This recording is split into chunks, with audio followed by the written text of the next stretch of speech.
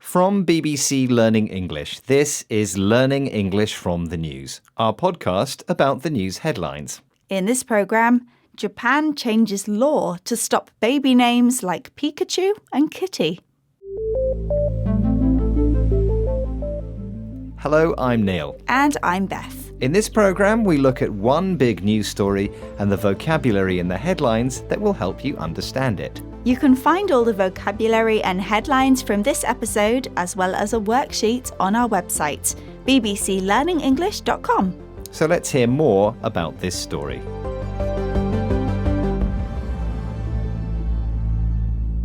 So, Japan has changed the law to stop people naming their babies things like Pikachu and Kitty. New rules have come in on the pronunciation of kanji. Those are the Chinese characters used as one of the three forms of Japanese writing. The change is designed to prevent unofficial pronunciations of the kanji characters. In recent times, these unusual interpretations of the characters have allowed people to call their kids names seen as strange or silly by the authorities. And our first headline is about this. It's from The Guardian in the UK. Japan introduces rules to put outlandish baby names to bed. And that headline again from The Guardian, Japan introduces rules to put outlandish baby names to bed. First of all, the word outlandish. Now that describes something strange or unusual, such as calling your child Pikachu. But we're interested in this expression, put something to bed. Because we're talking about babies, Beth, I can sense that this is some kind of joke. Okay, but hang on before we get to the joke. So let's start with the meaning. If you say that you have put something to bed, you mean you've dealt with a difficult situation successfully. So, for example, I had a bit of a disagreement with one of my neighbours about where they leave their rubbish bins for collection.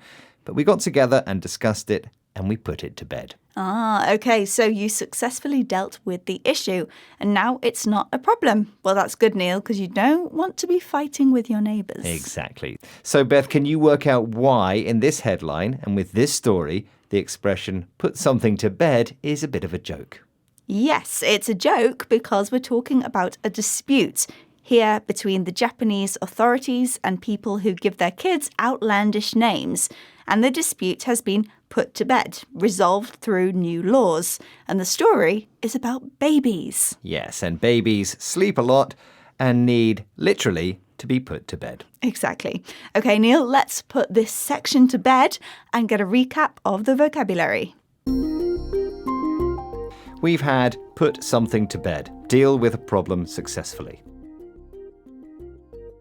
For example, the company put to bed threats of strikes by offering workers a big pay rise. This is Learning English from the News, our podcast about the news headlines. Today, we're talking about a new law in Japan designed to stop people giving their babies unusual names, like Pikachu. In recent times, parents in Japan have been choosing names for their babies, which have been seen as more individual and creative than traditional names. The new law aims to prevent that. The names are described in Japanese language as kira kira, which means shiny or glittery. And it's this idea that we're going to look at in our next headline. Our headline from Euro Weekly, you can't call your baby that. Japan limits the choice of baby names to stop flashy ones. And that headline again from Euro Weekly, you can't call your baby that. Japan limits the choice of baby names to stop flashy ones. So the word we're going to discuss is flashy. What does flashy mean, Beth? Okay, well, the word flashy is an adjective, but it helps to look at the root of this word flash. Neil, what is a flash? Well, a flash is a short moment of bright light, like on an old-fashioned camera. And Beth, what happens when you see a flash? Well, it attracts attention, so you have to look in the direction of the flash to see what just happened. That's right. So something that is flashy is something that attracts. So what sort of things can be described as flashy? Well, if someone has a very expensive watch or car, one that seems to be worn or driven mainly to attract attention, we can say that it's flashy. We can also describe a person as flashy if they behave or present themselves in a way that makes people look at them. And a note, we often shorten flashy to just flash. That's a flash watch you're wearing, Beth. Oh, well, I thought you'd notice it, Neil. Well, I did. We've had flashy, which describes something expensive or designed to attract attention.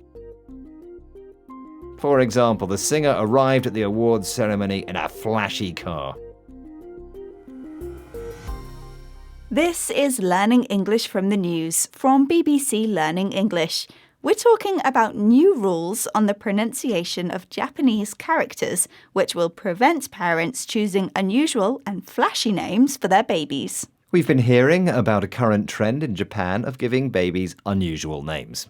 The authorities say it can be hard to know how to pronounce these names and can also cause the children embarrassment in later life. Our next headline is about official attempts to stop this trend.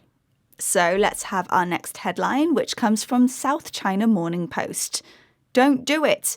Japan takes aim at baby names like Nike with new rules on kanji readings. That headline again from the South China Morning Post. Don't do it.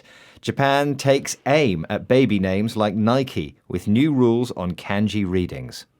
So this headline says that the rules take aim at baby names like Nike. And we're looking at the expression take aim at. Now, if you take aim at something literally, you try to hit it, either by throwing or kicking something, or pointing a weapon at something you want to hit. So a football player will take aim at the goal when they're taking a free kick. Or a soldier with a gun will take aim at an enemy soldier. But here we're talking metaphorically. Yes, we are. The Japanese authorities are taking aim at this new trend for baby names like Pikachu and Nike. They are attacking the trend as if they are aiming a gun at it. And we see this expression commonly when talking about official attempts to deal with problems or criticize something seen as bad. Yes. So, for example, we might hear the government has taken aim at unemployment by offering young people training opportunities. We've had take aim at something, try to deal with an issue or criticize something. So, for example, she took aim at her rival for the job promotion by pointing out all his weaknesses. That's it for this episode of Learning English from the News. We'll be back next week with another news story. And don't forget to follow us on social media. Just search for BBC Learning English. Thanks for joining us and goodbye. Goodbye.